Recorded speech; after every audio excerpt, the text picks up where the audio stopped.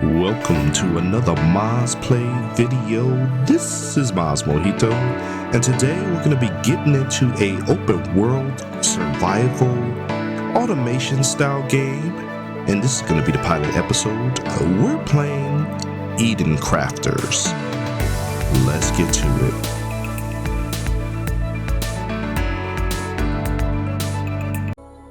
Alright guys, so we're jumping right in here with Eden Crafters. Now this is a game that I tried the demo out for maybe a few months back, but it was really focused on just a giant tidal wave wiping out your base after you got it built up. It's essentially a combination of Planet Crafter, Satisfactory, maybe even a little bit of Astromedica. But all these kind of games where you land on a planet, it's barren, and you try to terraform it, make it look more Earth-like, and build your outpost, and get minerals and resources coming in, and using treadmills or conveyor belts and stuff to kind of like automatically process everything. So that's pretty much where you get that Satisfactory like style game in here. But we're gonna go ahead and get started. We picked a planet. We're gonna land on here, and then that's pretty much at this point they open it up for you to play however you want, starting off with a base. They do have kind of like a little bit of a tutorial to help you out. It is first person. You can go into third person mode, but that's mainly when you're doing a drone, which you'll see as we go through the gameplay. So let's go ahead and find a place to get started with a base.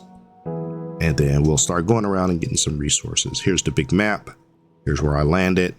As you can see, the map is a decent size.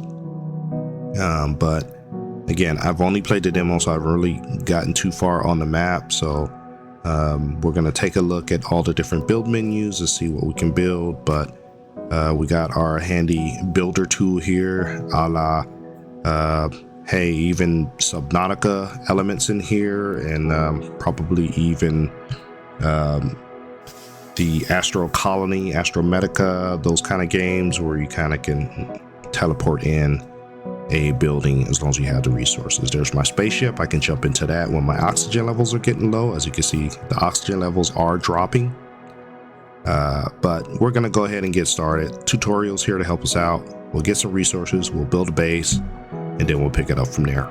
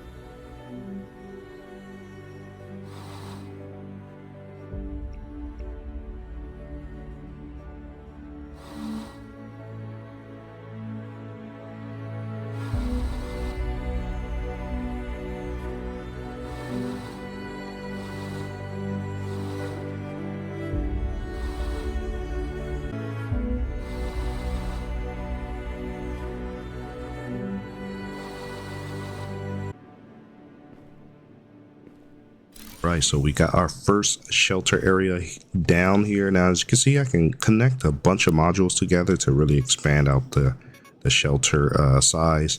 Start with this just small little 1 square habitat. We'll go ahead and look through, get some crafting benches down so that we can start some production. So we'll start off with this workbench here. It is kind of a grid system, so let it snap to the areas. You can rotate, but again, once I go out and harvest some more resources, I'm going to expand this base out to maybe kind of like 4 squares just to give me a lot of room, and then maybe I'll double that size and kind of make kind of like a horseshoe style base just to give me enough room to work with. But for now, at least here with the workbench, you can kind of see all the different things that we can make. Cement is a very important building item for the habitat, so I'm definitely going to be going and getting the looks like I need a lot of copper and some other minerals, stone and stuff like that to make what I need to go ahead and expand the base. So so yeah, we'll go ahead and get started with this production work.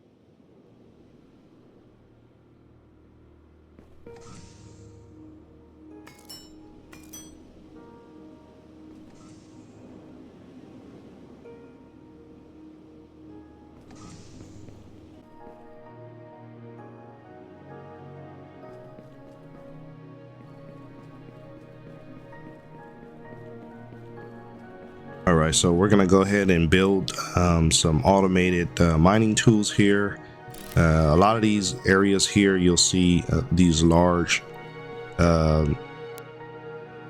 pieces of stone or material. If you get right up on it, you'll have nice big block in the middle, and then surrounding areas there. That just means that it's kind of a endless supply. I didn't really catch and see if there was like a number on there for that resource deposit, but at least you can put some machines down, let it do some automated mining, come back, check the inventory of the machines, and pick up whatever it harvested. Saves you a little bit of time in going around on foot and mining that stuff by hand, but at least we have our first automation thing going here. We're gonna try to put one maybe somewhere else, maybe on a large rock area. So we got stone coming in. That was an iron deposit. This will help us out with our cement requirements because we need cement for a lot of stuff.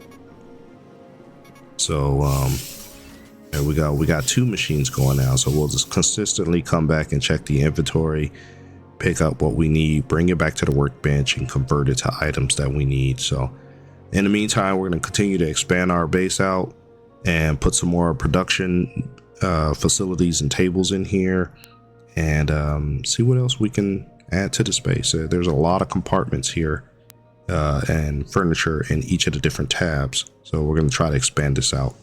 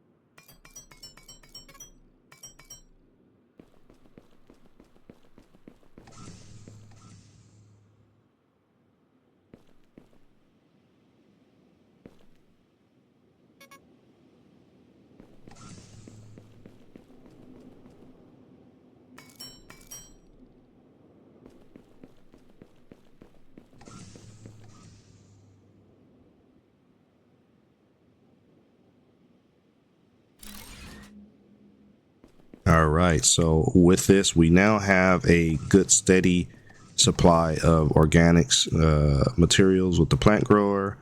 We could turn this organic plants that we get from there. We can go to the crafting bench and actually make some food supplies out of that. So at least we can keep our hunger levels under control. And I think by eating the food, that also helps us out with the health levels too. So, workbench, 2 planters, the base is expanding pretty well. We got a nice amount of room to work with, and we're going to continue to go out and check those mining machines and pick up any resources that they're pulling in. At the same time, if we don't have mining machines for the minerals that we need, we'll go by on foot and just go ahead and manually mine that material, bring it back to the workbench so we can do some more crafting. We still got a couple other production benches that we want to build, but either short or running low on the supplies I need to build those more advanced benches. So we'll check our stone miner here. We got 20 rocks in there. And as you can see, just like Satisfactory and a lot of these other games, once they hit a maximum queue, they just stop working. So you have to constantly go out and unload whatever the miner has pulled in. Now, I believe that over time you can get bigger and better, more efficient miners where they have maybe 2 or 3 or 4 slots. But to start off, you're going to have 1 slot. Once it fills up, it'll stop mining. And that's just something that you're going to have to kind of micromanage a little bit.